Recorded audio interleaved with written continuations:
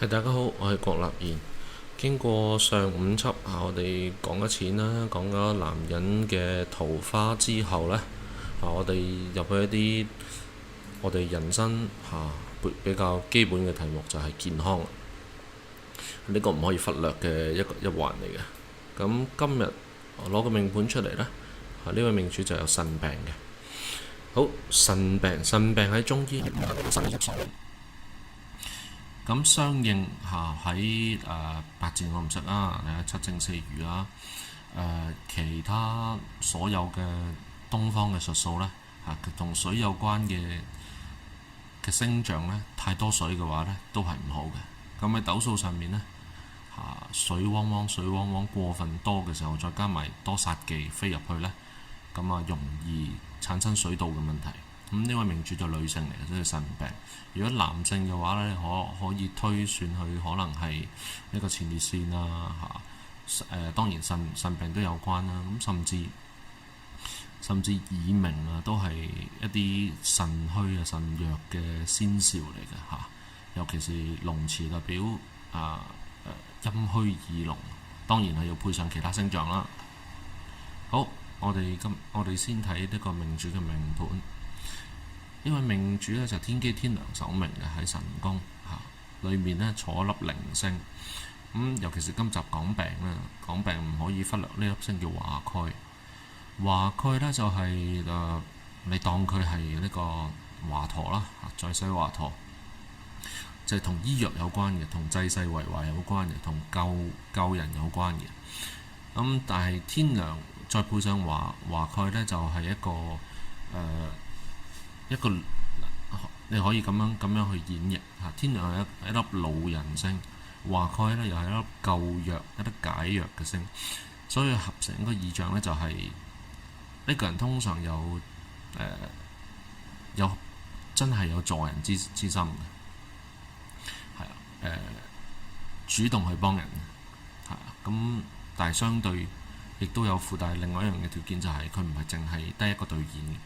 咁喺呢個命盤上面呢，唔好彩佢黐埋一啲零星裏面仲有解。如果大家睇到嗰兩粒星解神同匪廉呢，都係啲陰陰暗暗唔多理想嘅星嚟。再加埋正對面，佢嘅正對面係文曲、天哭、陰煞，呢兩條線神出線已經非常非常之陰暗、陰濕濕。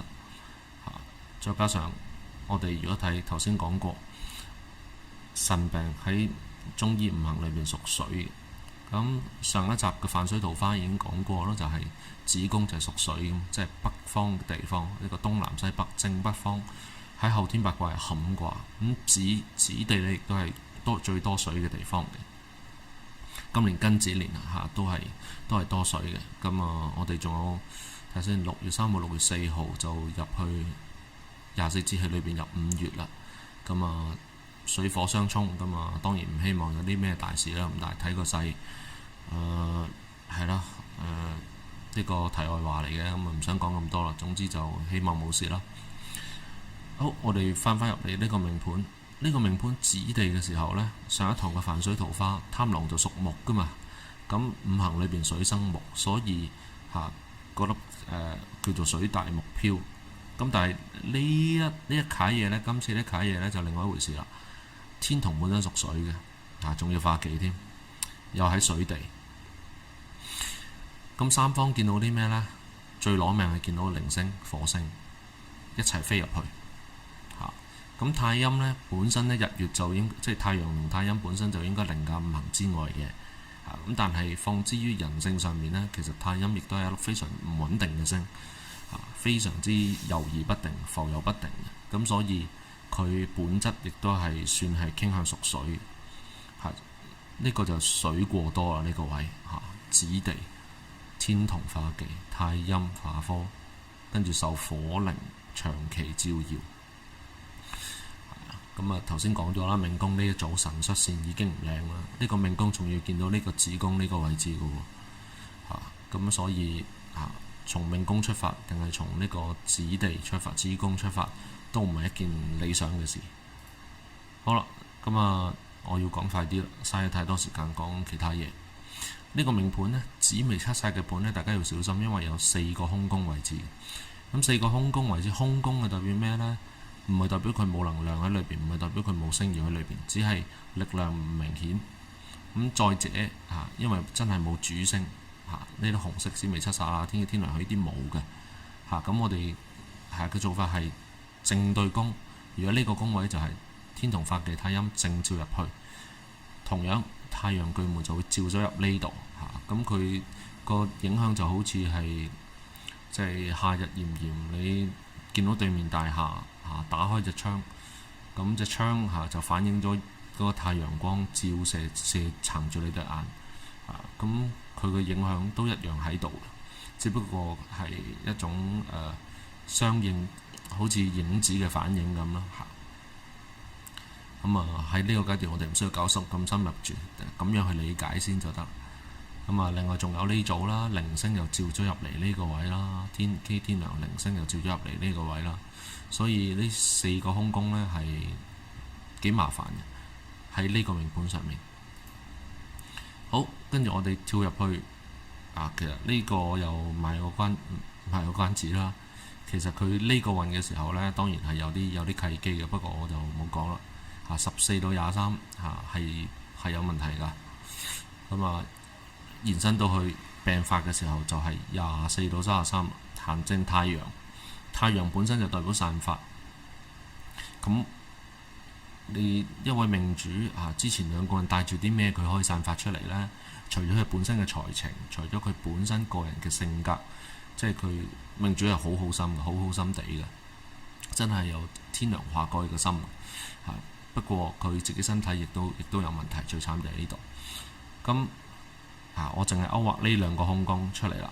呢2個都係空宮嚟㗎，但係今次我 skip 唔講住啦，淨係呢2個空宮彈嚟彈去，成組個子位呢個位受晒影響，受晒所有嘢㗎。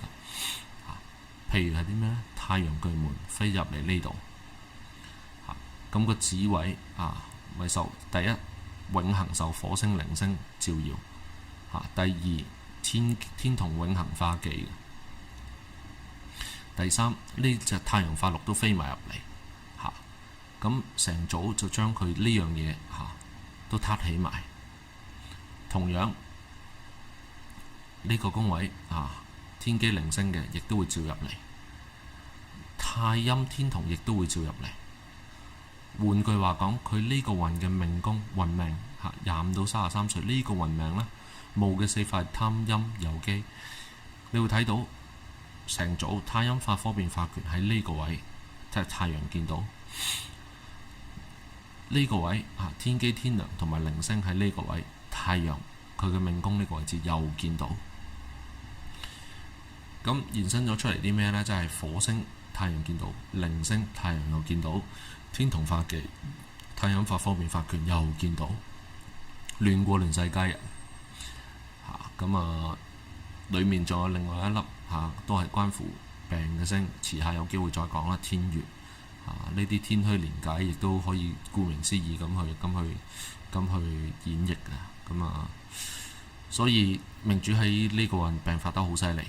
咁據我所知啦，命主喺入咗武貪運呢個2015年呢，當年係機梁子陰太陰化忌，佢就換一陣啦。暫時亦都向好嘅當然希望佢一路好落去啦不過佢入咗呢個運呢，都係要小心嘅。佢而家行緊34到43，咁佢44到53呢個人呢，都要小心嘅啦，因為行翻天同化忌呢個位。今日講咗一個相對地多資訊多空宮反應，可能比較亂，可能大家消化需要時間。但係紫微斗數就係咁嘅一回事佢唔係難，佢係可以幾煩嘅。但係煩得嚟你中意嗰樣嘢嘅話，你就唔會覺得佢煩嘅。好，多謝大家有興趣嘅話就可以跟我學紫微斗數，詳情請 click 入國立言紫微斗數 Facebook 裏面睇啦。多謝大家。